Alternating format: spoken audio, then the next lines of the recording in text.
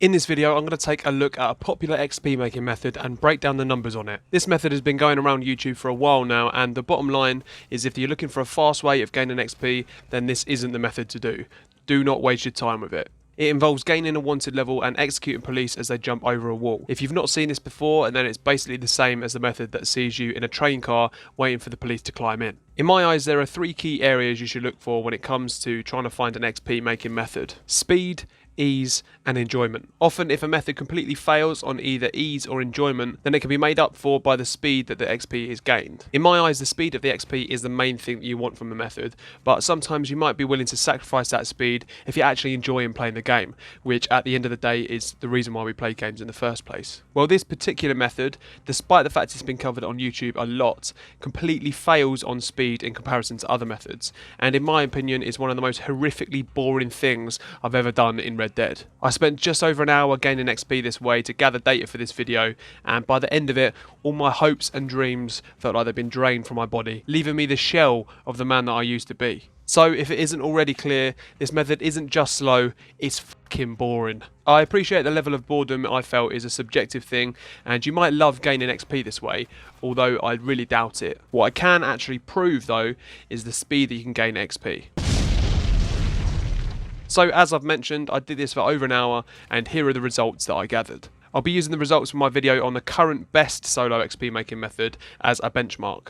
As an average, I came to just under 5,000 XP per hour doing this method. I would class myself as quite a capable player, but in no means am I the best at running any XP making method. So I'd say my results are generally quite representative of the population, but of course they will vary from player to player. If we take a look at my results from the Del Lobo XP route that I covered several weeks ago, you'll see that I made double the XP an hour using that method. Comfortably over double the XP. Not only will using this police killing method gain you significantly less XP an hour than the other method, you'll also be driving up your bounty as well doing this. So for every police officer you kill, you get a bounty of 22.5 cents. The way they add this up is that for one kill you'll get 25 cents added to your bounty, and on the next one you'll get 20. So that's 45 cents for the pair, or 22.5 cents each. Of course, you don't have to pay that full amount though. You can go to the post office and pay half of what your bounty actually shows. So just to complicate things, let's say every kill you get will cost you 11.25 cents. After a while of doing this, although it doesn't seem like a lot,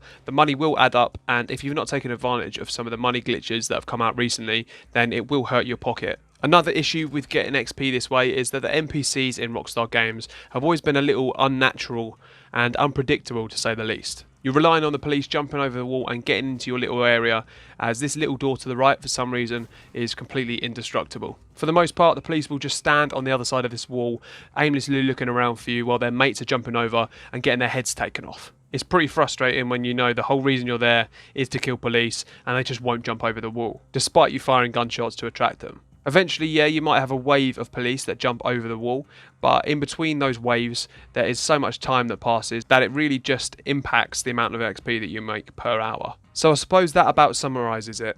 In my opinion, this method is an absolute waste of time, and if anyone suggests you do it, then just disregard that, because it really isn't worth your time. If you're looking for the fastest way of gaining XP as a solo player, then click the video on screen now or the link below. Once again, this method is backed up by data, so this is without doubt the fastest method in the game currently of making XP as a solo player.